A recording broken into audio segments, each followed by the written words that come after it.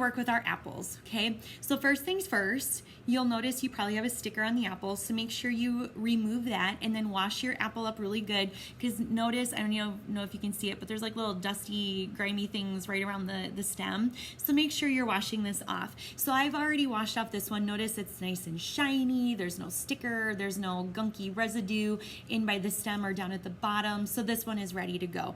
So that's what I'll use to do my knife skills. So first two skills you need to show me are going to be taking off the peels of the apple, or this skin. So first way that you can do that is by using your peeler. Okay, so we use a peeler to peel off this outer skin. Now, what you could do is you can pull the stem out if this gets in your way.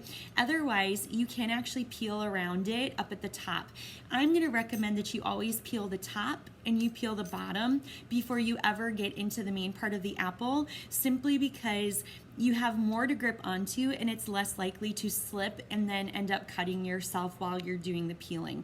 So what I'm gonna do is I'm gonna hold it flat on the top. My thumb is back here. I'm gonna keep my hand and my fingers out of the way on the bottom side. And I'm just gonna go around the top. And I'm gonna try to do this slow so you can see how this is working. So I'm just grabbing the top part of the apple peel with my peeler. Okay, so I'm gonna get a piece that comes off like this, and now the top part of my apple is exposed. I'm gonna do the same thing on the bottom, holding the peeler flat. I'm just gonna go around this bottom edge here. And some of you might be thinking, but wait, you're peeling towards your thumb. You're absolutely right, I am. But here's the thing, if I'm in control of my peeler, I should never be cutting my thumb. Couple reasons for that. If I look closely at the blade, notice there's this curved, blunt part of the edge. That's gonna hit me before the serrated part does. There's also this plastic guard. This guard should be hitting me before my serrated edge does. So I have some safety features in place to keep my fingers safe. Now, once I have this bottom and top of the apple exposed, I'm gonna start peeling down the apple.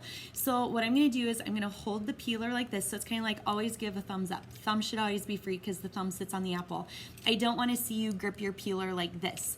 Gripping like this, there's nothing to stop your peeler from going right up your wrist or hitting your palm. And I've seen it happen and it's not too pretty.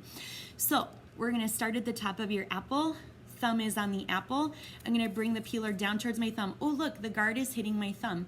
That tells me to move my thumb down, and I'm gonna peel down towards the bottom of the apple, and I get a piece of peel off. Okay, then I pick up where I left off. I go down towards my thumb, take the peel off. And I just keep doing this until I have half of my apple peeled, okay? So we're just doing half of the apple. Now, what's cool about this kind of a peeler is that there's this little built-in scoop at the top that not a lot of people realize is there. So what's awesome is when I get these bruises like this on my apple, I can take this, dig it down in, do a little twist. I just take out the bruised portion without getting all of this nice fleshy apple part here. So I'm only getting the problem areas, and I have very little waste, which if you go into the restaurant industry, that's a really big deal, because all of this is money, and we don't want to be losing that when we're trying to prep our foods for our guests. So I'm just going to do one more strip down the apple here, and then I'm going to call it good for peeling. Okay, so that is peeling with my peeler. I did half of my apple. Okay, and what I'll notice is that there's these little serrated teeth-like marks in my apple, so it's going to be very obvious if you peeled with your peeler. Okay, so then what you'll do is we'll want to rinse this out really good in the water, and then do some really good swishing in your soapy water, and just be very, very cautious when you use your dishcloths to clean out the area where the blades are, so you're not cutting yourself, but you're also not putting holes into the dishcloths. So just take your time and you should be able to get it nice and cleaned up. So that is peeling with our peeler. All right, next we're gonna go on to paring, because here's the thing, not everybody actually uses a peeler. Some people prefer to actually use their paring knife, so that's where we're gonna do paring. So we're going to remove the skins by using the paring knife. So we're paring the apple. So I'm gonna come up just a little bit closer so you can see this. So what we're gonna do is we're gonna start with the blade at a slight angle on the peel. Okay, so I'm right about there. Okay, and I've got my fingers down below, so if my knife slips, I should just be getting the meaty part of my palm, but hopefully that doesn't happen because again, I'm using my thumb as a means to stop the blade. But some of you are like, no, you can't, you're gonna cut your thumb. Actually, I shouldn't, because again, if I'm in control of my knife and I'm doing the thumbs up, so remember thumbs up, okay, and my thumb's on the apple, when my knife comes under the peel, guess what? The peel is in the way of the blade. So it's not touching my thumb. And then I just bring it down again towards my thumb, and then I've got a nice peel of apple there. Okay, then I'll just scoot down a little bit more. I'm gonna start up at the top. I just wanna go underneath these peels because again, all of this apple fleshy part, that's money for a restaurant business and we don't wanna be losing people money. So I'm just gonna do it again. I'm gonna bring the knife down towards my thumb.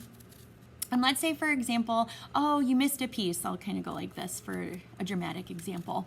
Like, let's say you're paring, and all of a sudden, oh no, I missed a chunk. That's fine, just go back and get it, okay? So just go underneath and get those little pieces. Like if it was a little bit like that, if it's a little bit like that, go back and get it, okay? So that's what I want you to try for, is nice, smooth pears down the apple. Now, one thing I've seen some students do, and I hope I don't see you do this because, oh, you're gonna be here all day long with me paring your apple. Some students will go like this, where they'll dig a little bit underneath and then they'll just start ripping off their peel. And it starts to look like a little gopher came into our classroom and was just peeling all of these little bits off of your apple. And your apple really starts to look like all the way down, like all these little teeth marks gouged into it. And that's obviously not what we want to do because that's not smooth, fluid motion. So please be cautious with that. The other thing I see students do is instead of getting that slight angle underneath the peel, they're more like perpendicular with the apple, and then what happens is they go down into the apple and they realize, oh no, I'm way too far away from the peel. Then they try to bring their knife back up and oops-a-daisy, you end up taking a huge chunk out of your apple, okay? That's not paring. That's like taking your knife to cut off a chunk and start eating it, which I know some people do, but that's not one of our knife skills, okay? So keep a slight angle, get under your peels, and we'll get those peels paired off with your paring knife. So again, thumbs ups, okay? Always make sure we do thumbs up. All right, so that's how we're going to remove the skins. So once you're to that part, you're gonna show me peeling and paring, and then we're gonna go on to our next skill.